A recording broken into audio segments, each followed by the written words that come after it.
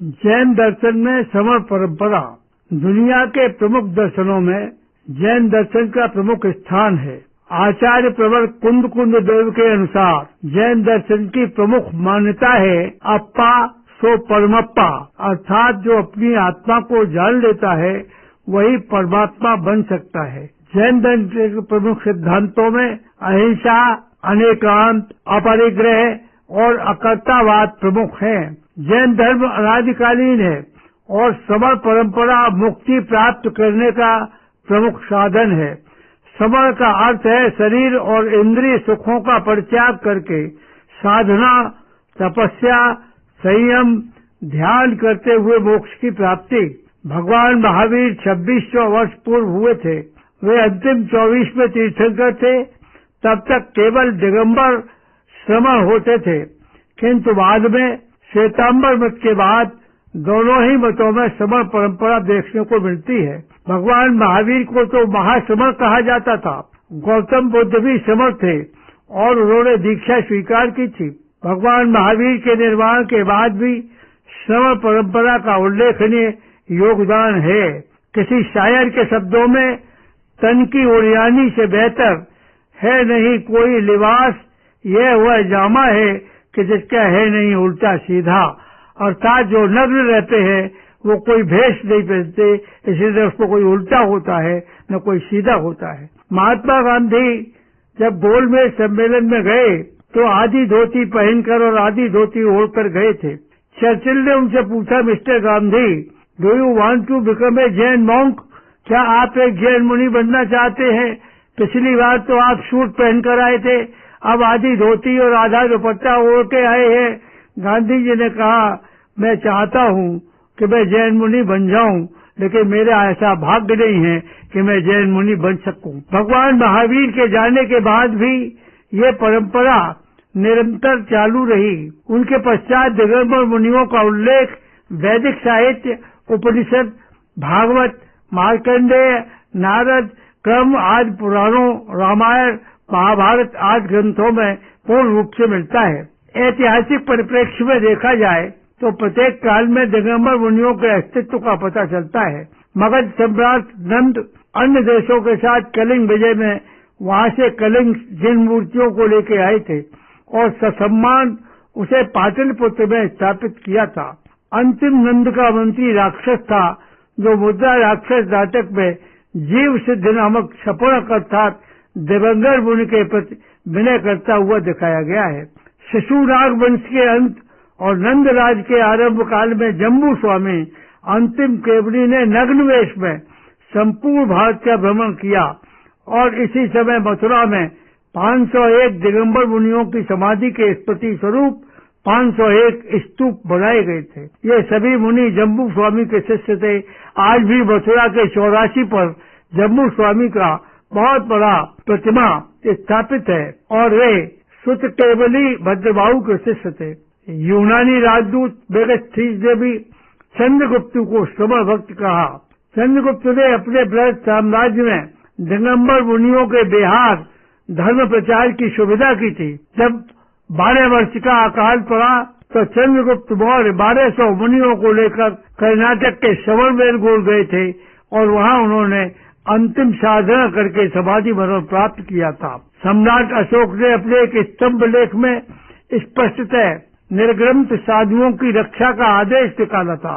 सिकंदर महान जब तक खिसला पहुंचा तब उसने दिगंबर मुनियों की बहुत प्रशंसा सुनी। उन्हें बुलाने को उसने अंशकतस नामक दूत को भेजा। उसने कहा, नग्न मुनियों को बुला के लाओ। कल्याण मुनि उस समय प्रमुख थे।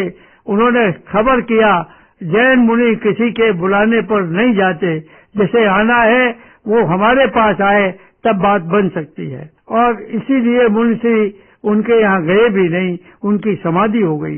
इसके पश्चात गुप्त काल ब्राह्मण धर्म की उन्नति का काल कहा जाता है, पर उस समय जनसाधारण में जैन एवं बौद्ध धर्म का प्रचार प्रसार प्राकृत जन भाषा में था। ऐसा तत्कालीन साहित्य से स्पष्ट है। मथुरा, उज्जैन, श्रावस्ती, राजगढ़ आदि जैन धर्म के उन्नत केंद्र थे। इन स्थानों पर दिगंबर जैन साधुओं के संग विराजते थे।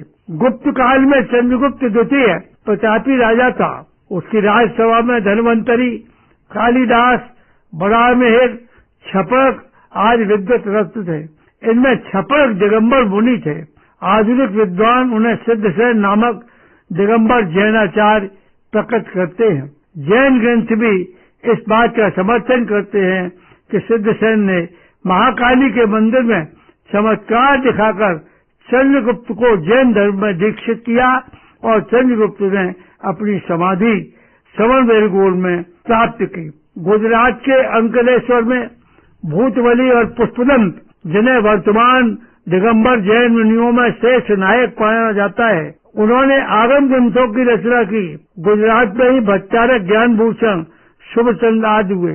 पुष्पदंत और भूतवली ने सतखंडागम नाम के ग्रंथ की रचना की, जो आज जैन धर्म का सबसे बड़ा प्रामाणिक 16 खंडों में ग्रंथ माना जाता है। चंदेलकालीन शिलालेख से भी, जो खजुराहो में है, प्राप्त होता है कि उस समय दिगंबराचार्य नेमिचंद्र का पता लगता है। राजपूताने में जैनाचार्य धर्मचंद्र का विशेष सम्मान था। देवगढ़ और ग्वालियर इस समय दिगंबर मुनियों के प्रमुख केंद्र थे। ग्वालियर के दिगंबर मुनियों में संवत 1296 में आचार्य रत्नकीर्ति विशेष प्रसिद्ध थे।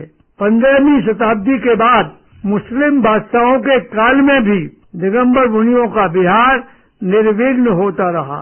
सुल्तान मोहम्मद गौरी की बेगम ने दिगंबराचार्य के दर्शन किए थे। खिलजी, तुगलक और लोधी बादशाहों के काल में कुमार सेन, प्रताप सेन आदि मुनराज प्रसिद्ध थे। महाब सेन ने अलाउद्दीन खिलजी से सम्मान पाया था। एक ऐतिहासिक घटना थी। चारित्र चक्रवर्ती आचार्य शांति सागर महाराज कर्नाटक से विहार करते हुए पहली बार उत्तर भारत आए।